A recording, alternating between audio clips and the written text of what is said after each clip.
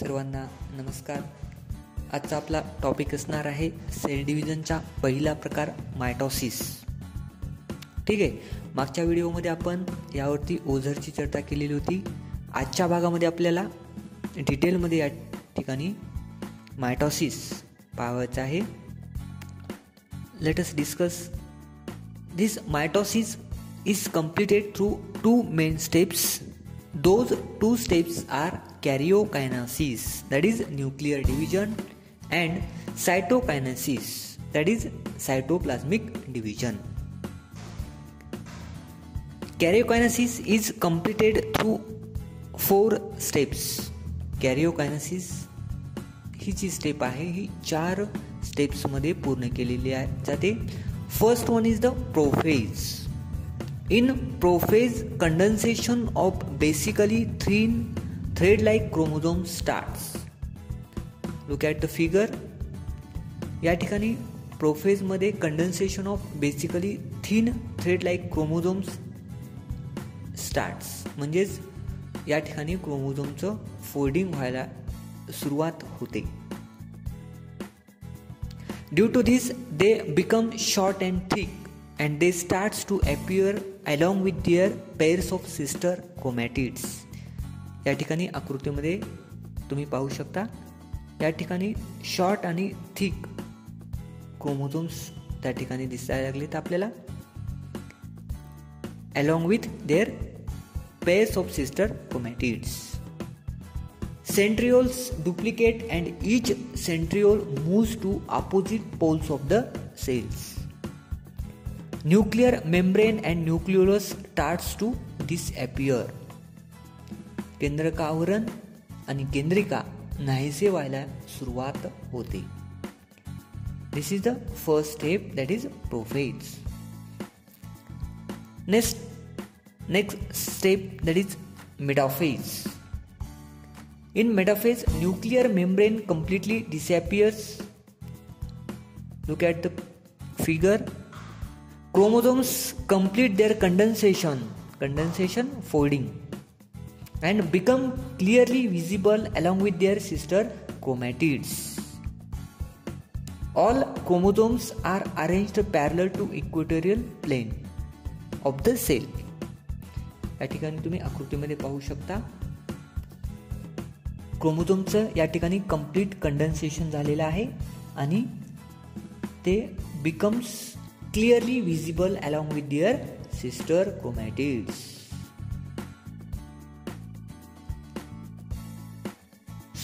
Special type of flexible protein fibers, that is spindle fibers, are formed between centromere of each chromosomes and both centrioles. या ठिकाणी दोन्ही ताराकेंद्र आणि प्रत्येक गुणसूत्राचा गुणसूत्र बिंदू म्हणजेच सेंट्रोमियर या दरम्यान विशिष्ट अशा लवचिक प्रथिनांचे धागे स्पिंडल फायबर्स म्हणजेच तुर्क तंतू तयार होतात. ही झाली मध्य अवस्था म्हणजे मेटाफेज. लक्षात हे झाल्या 2 step. Third step, that is anaphase. Look at the figure. In anaphase, centromeres split and thereby sister chromatids of each chromosome separate and they are pulled apart in opposite direction with the help of spindle fibers. Anaphase मध्ये spindle धाग्यांच्या मदतीने गुणसूत्र बिंदूंचे विभाजन होऊन प्रत्येक गुणसूत्राची अर्धगुणसूत्र जोडी वेगळी होऊन विरुद्ध दिशेला ओढली जाते. या ठिकाणी तुम्हाला आकृतीमध्ये पाहू शकता तुम्ही. यानंतर वेगळ्या झालेल्या अर्धगुणसूत्रांना जन्य गुणसूत्र म्हणजेच डॉटर क्रोमोझोम्स म्हणतात. Separated sister chromatids are called as the daughter chromosomes. Chromosomes begin pulled appear like bunch of banana. यावेळी ही ओढली जाणारी गुणसूत्रे केळीच्या घडासारखी दिसतात. तुम्ही त्या ठिकाणी आकृतीमध्ये पाहू शकता. In this way each set of chromosome reach at 2 opposite poles of the cells. अशा तऱ्हेने गुणसूत्रांचे दोन दोन संच पेशीच्या दोन टोकांना पोहोचवले जातात. आकृतीकडे तुम्ही पाहिले असता त्या ठिकाणी तुम्हाला समजून येईल. यानंतरचा भाग 4th step, that is telophase, अंत्य अवस्था. The chromosomes which have reached at opposite poles of the cell now starts to decondensate, due to which they again become thread-like, thin and invisible. Look at figure. या ठिकाणी आकृतीमध्ये पाहिल्यानंतर तुम्हाला काय लक्षात येईल? अंत्य अवस्थेमध्ये पेशीच्या दोन्ही टोकांना पोहोचवलेली गुणसूत्रे आता उलगडतात, अनफोल्डिंग होते, डिकंडेन्सेशन. त्यामुळे ती पुन्हा नाजूक धाग्यासारखी पातळ होऊन दिसेनाशी होतात. यानंतर दोन्ही टोकांना पोहोचवलेल्या गुणसूत्राच्या संचाभोवती केंद्रकावरण तयार होते. बघा, nuclear membrane is formed around each set of chromosomes reached at poles. आकृतीमध्ये तुम्ही पाहू शकता. Thus, 2 daughter nuclei are formed in a cell. अशा तऱ्हेने आता एका पेशीमध्ये 2 जन्य केंद्रके डॉटर न्यूक्लियाय तयार होतात. Nucleus also appear in each daughter nucleus. Spindle fibers are completely disappear. या ठिकाणी जन्य केंद्रकामध्ये केंद्रका सुद्धा दिसू लागतात. तुर्कतंतू स्पिंडल फायबर्स पूर्णपणे त्या ठिकाणी नाहीसे होतात. In this way karyokinesis completed and cytokinesis begins. अशा तऱ्हेने या ठिकाणी प्रकल विभाजन पूर्ण होते आणि नंतर परिकल विभाजन सायटोकायनेसिसची सुरुवात होते. या ठिकाणी बघा, आकृतीमध्ये तुम्ही पाहू शकता सायटोकायनेसिसच्या. The cytoplasm divides by cytokinesis and 2 new cells are formed, which are called as daughter cells.